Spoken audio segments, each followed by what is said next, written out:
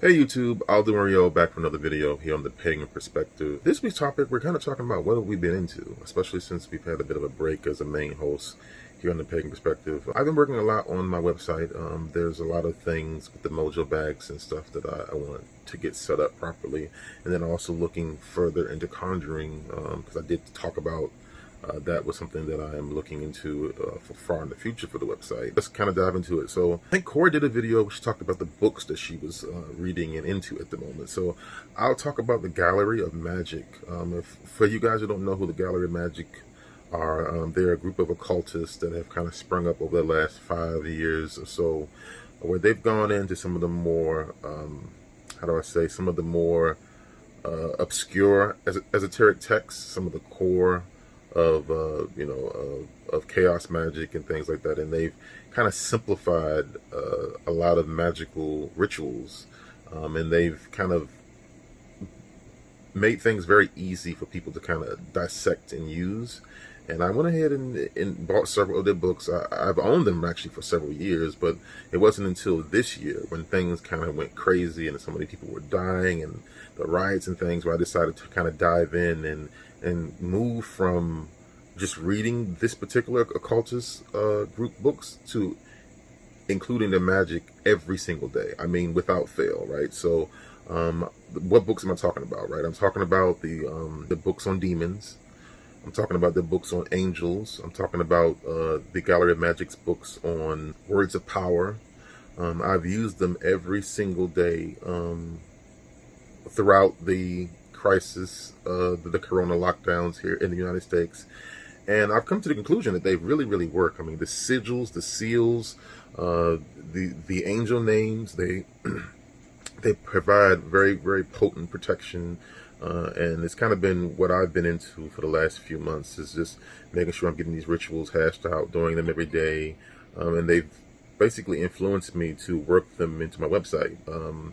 The idea, I guess the core of what it is the Gallery of Magic has convised a way to work with both angels and demons. And from reading it, again, these came from texts that were a bit obscure. For example, a number of the texts include Hebrew magic that is very well known throughout the Kabbalah world, but they brought it to, I guess, a more mainstream thing, because you don't have to actually be able to interpret or read Hebrew language at all, because they've done the work for you and they've simplified it. Now, I do have one caveat with the way the Gallery of Magic's books are laid out.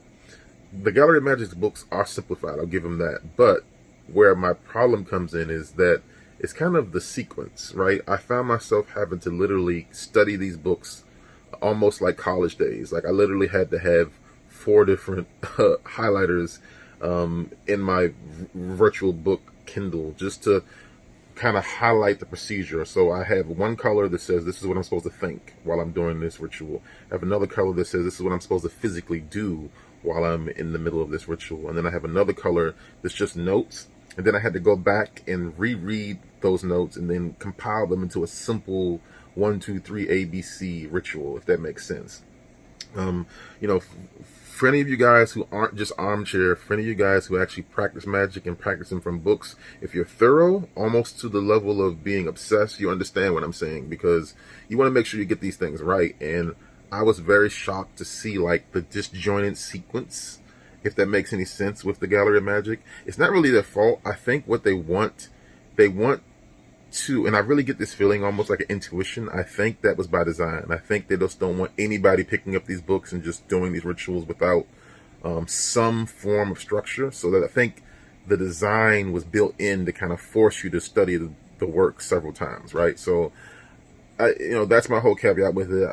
I feel like there might be people out there who it may not be too detrimental to just explain it to them in a simple ABC 1, 2, 3 kind of thing, but I digress. The books are great. The magic works. That's what I've been doing. Again, I do want to include angel and demon magic in my website as far as services now.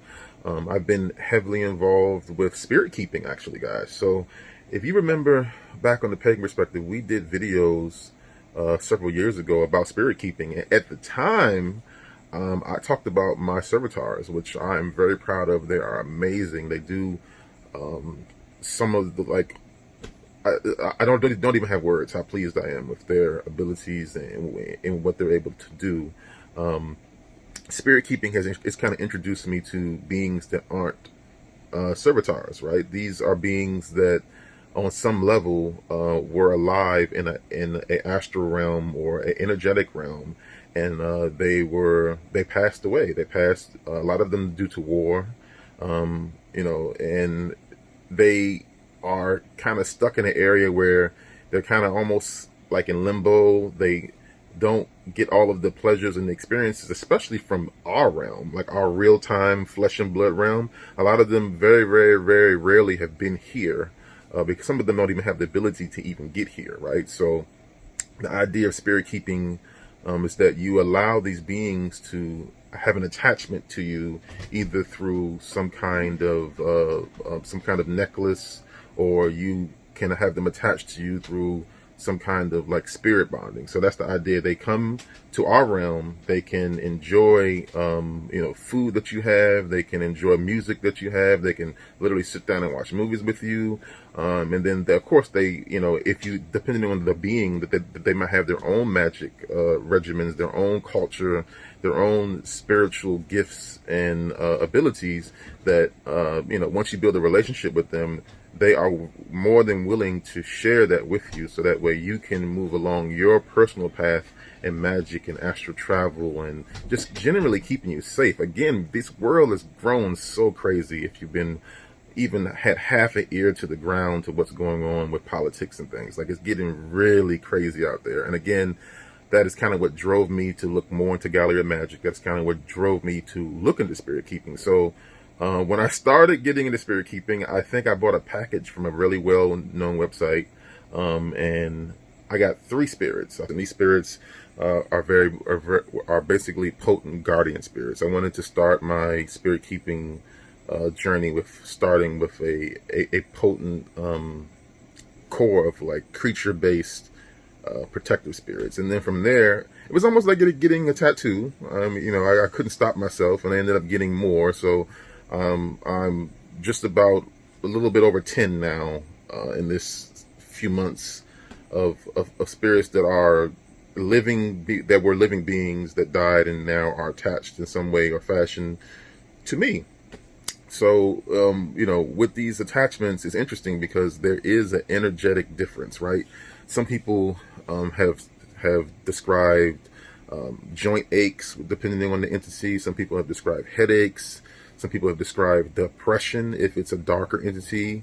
And I did experience some form of that here and there. It just depends on which entity that you work with. So that has kind of been the bulk of what I've been doing over the last few months, is basically moving toward having the website up, looking at what's being written on there.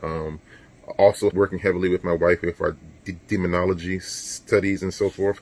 So this does come hand in hand with demonology as well. This is the reason why I started with a connection of protective spirits, because when you dive into demonology, besides the rogue witch, the jealous rogue witch here and there, because that does happens quite a bit. People do silly stuff. They don't know what they're doing. They think that they are somehow more powerful than you, and they want to send some kind of ridiculous mess towards you. If you are on YouTube for any length of time and you've been in magic, you know that people send you stupid mess just to prove that they're better than you, just dumb mess like that. Besides dealing with that, there are times with demonology when actual dark covens sometimes get involved. They start attacking you. Sometimes whole groups of demons on different astral realms will be aware that you are kind of invading in their plans, especially if you are working with a family that is in an advanced stage of infestation or even oppression. So look for my personal channel. I want to talk to you guys a lot about demonology. I want to talk to you guys about possession and things on my personal channel. But spirit keeping is I don't want to say spirit keeping is close to a possession, because it's really not. They don't take control of your body. I believe some of them could, but I don't think that they ever would unless it was like a life-threatening thing, and they had bonded with you to that level where it was okay to take control of your body and things like that. It's quite an exhilarating thing, because these beings, they have their own families, or they had their own families. Again, they have their own culture, their own favorite foods. At first, when I made the decision, I wanted to do just a quick test to see if people would enjoy that on the website. Now, after basically having over 10 of these beings with me for a few months, I've decided that I'm absolutely going to be focusing heavily on opening up a conjuring business to help people, because I believe that there are people out there who have no idea that they can actually have an actual angel or a quartet of angels escort them to and from their job. They have no idea. They believe that kind of thing is fantasy, or worse, they believe that angels aren't for them, or what have you. I mean, insert the kind of being there. I mean, they've got jinn, they've got darker beings, they've got dark angels and things. And there's so many misconceptions, in my opinion, when it comes to angels in general. That's like a whole nother video by itself. But just rest assured that, and it took me a while to get over this as well. I kept hearing angel, and I kept thinking Christian, and I'm not a Christo witch in any way, shape, or form, so I avoided them for a while. I feel as though angels actually will work with anyone. They don't. That whole Christian thing is just it's just as bad as the Christians building their pagan temples, on top of pagan ruins. It's the same thing. The angels are not bound to just one god. Like, they will work with pretty much anyone, depending on your alignment and what you plan to do. So that is something that I definitely urge people to at least consider. If you are a witch on a gray spectrum or a light spectrum, to at least entertain the idea of looking toward angels. One of the reasons why I mention this is because the Gallery of Magic actually has, especially the demon books that they provide, they use a lot of Hebrew magic, a lot of Hebrew seals to invoke archangels to create deals with different demons, right? These, if you've been studying magic for a while, if you've been a practitioner, you may be thinking about the Goetta. It's very similar to that. However, you actually have a series of Shem angels and archangels that are there to protect you as you communicate your desire to the demon. And the idea is that the demon isn't able to physically or spiritually harm you, because these Shem angels and these archangels are there standing for you. So that's kind of where spirit keeping kind of comes in close with this, because if you already travel with a quartet of angels with you, and then you follow the ritual properly, you're even more protected. You get even more insight. It's quite the journey, and I can see why there's certain small YouTubers here and there that are kind of obsessed with it, and then they put up all these videos and then they like disappear just because of the stresses of the regular world. But if you want to follow me more, if you want to talk about perhaps your keep, as spirit companions and spirit keepers call it. They call it the keep. Follow me on my YouTube channel. Let me know down below, like, what do you have? Like, what stores have you used? If you've got questions about it, I'll be more than happy. I will likely be doing reviews on a couple of the stores that I found. A lot of these guys are getting very, very, very crafty in the way that they sell. I've ran across several Discord servers that have plenty of spirit keeping bindings that are like in their Discord server. So that is something that I'm even considering now. I'm even considering selling some on my website and then selling some on my Discord server. But I do want to make one clear distinction in the spirit keeping / spirit companion world. You're not buying the spirit. What you're buying is the binding process. There's a process where you are kind of connected with the spirit. Again, you've heard of vessels and things. You can buy spirits that are like vesseled inside of rings and things. Just know that they aren't slaves. They're working with you. It's kind of an advanced form of them of kind of getting out and seeing another realm. I mean, so many of these beings have never even gone to a grocery store. So it's like very stimulated for them to see and hear and smell and taste things in your world. So it's kind of it's definitely a privilege, and it's a responsibility for people who go for the more darker entities out there, because they're there. I've even seen some people who have had the privilege of having Pokemon beings attached to them. So this is a very taboo thing, because you've got one side of the equation where people don't believe these things exist, and these are generally people who don't even believe in magic to begin with.